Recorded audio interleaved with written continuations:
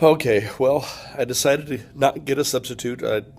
I'm sick, but it's just too hard to plan for a substitute. And maybe not necessarily for my Spanish class, but with my video production class, I've got to be there all the time. They're checking cameras out, they're checking them in, expensive hardware, plus we run the daily announcements, and the kids aren't quite up to speed on that yet.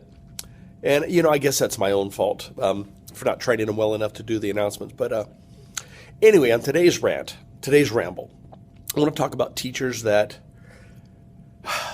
won't round. Okay, and for example, I have kids tell me that, I've got a teacher that even though I have an 89.9% in the class, they will not round that up to an A. Now,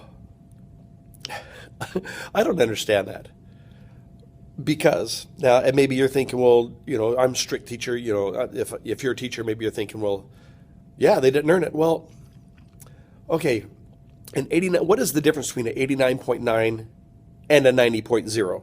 Right? Really, think about it. You decide. Teachers usually have control over how they set up their grading categories. For example, tests are going to be 30%, quizzes 30%, homework, the other 40%. Or some other way, they break it down that way. Whether it's points or percents, it doesn't matter.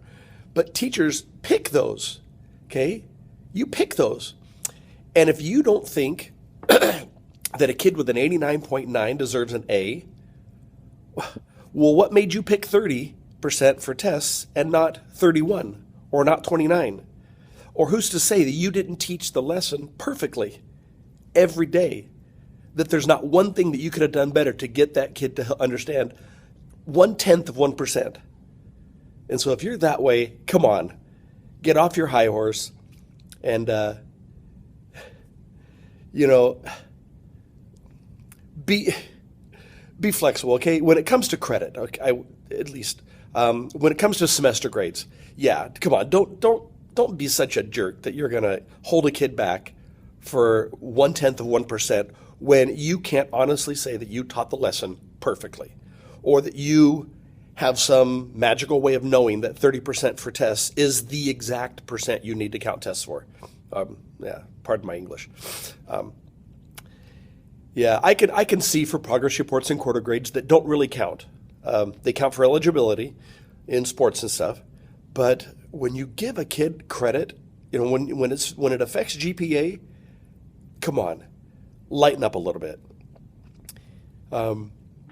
You could have had a bad day in traffic, and so you get to school and you're a little upset and you're not on your best game. Come on, teachers, lighten up a little bit.